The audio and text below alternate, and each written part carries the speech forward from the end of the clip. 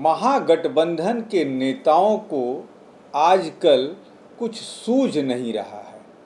कभी टीका पर बयान देते हैं, कभी त्रिशूल पर और कभी रुद्राक्ष पर। जी हाँ, कृष्ण जन्माष्टमी समारोह का मौका था और बिहार सरकार के शिक्षा मंत्री, जो विवादित बयानों के लिए ही जाने जाते हैं, उन्होंने कल एक समारोह में कहा कि मर्यादा पुरुषोत्तम मोहम्मद साहब। पहले थोड़ा सा अंश सुनवा दें उसका।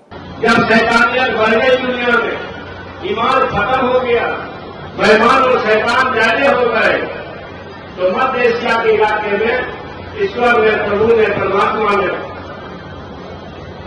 एक शानदार महान पुरखा, पता प्रोफेट मुर्दाबा पुरुषोत्तम जो भी कर दिए, प्रोफेट मोहम्मद साहब को पैदा किए ईमान लाने के लिए। इस्लाम आया ईमान वालों के लिए, इस्लाम आया बेईमानी के खिलाफ, इस्लाम आया शैतानी के खिलाफ। मगर बेईमान वाला भी अपने आप को अगर मुसलमान कहता हो तो इसकी इजाजत को खुदा ले ले। तो सुना आपने, ये थे प्रोफेसर चंद्रशेखर, बिहार सरकार में शिक्षा मंत्री हैं। के पाठक के साथ अपने जो विवाद उनके चल रहे हैं उसके लिए ज़्यादा प्रचलित हो गए हैं, ज़्यादा माने सुर्खियों में आ गए हैं। और कल उन्होंने एक समारोह में कहा कि मर्यादा पुरुषोत्तम मोहम्मद साहब और इस्लाम क्यों पनपा, इस्लाम का जन्म किस लिए हुआ, इस पर पूरा व्याख्यान उन्होंने दे दिया। उन्होंने कहा कि इस्लाम बेईमानी के खिलाफ आया, इस्लाम अत्याचार के खिलाफ आया, इस्लाम भ्रष्टाचार के खिलाफ आया। जो पुरखों ने यानी कि हिंदुओं ने अत्याचार किया था, इसके राजाओं ने जो छुआछूत से लेकर तमाम बातें कही उन्होंने, इस कारण से इस्लाम आया और आज इस्लाम से लोगों को नफरत हो रही है।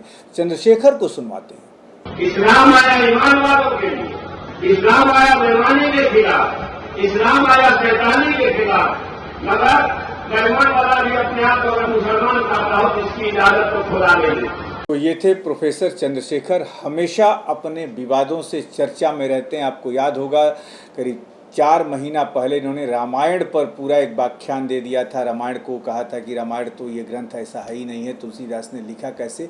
लेकिन अब ये देखना है कि जब जो है चुनाव आने वाले हैं, 2024 में लोकसभा का चुनाव होगा और इस तरीके के बयादित बयान महागठबंधन जो इंडिया बना है उसके जो नेता दे रहे हैं, स्टालिन से ये शुरू हुआ और जो है परसों के दिन जो है अशोक चौधरी, उन्होंने टीका, त्रिशूल और रुद्राक्ष पर जो बयान दिया, बिहार की ही राजनीति नहीं देश की राजनीति गर्म हो रही है कि आखिर ये नेता हिंदुओं पर ही क्यों ऐसा बयान दे रहे हैं, वो किसको खुश करना चाहते हैं ताकि उनको फ़ायदा हो।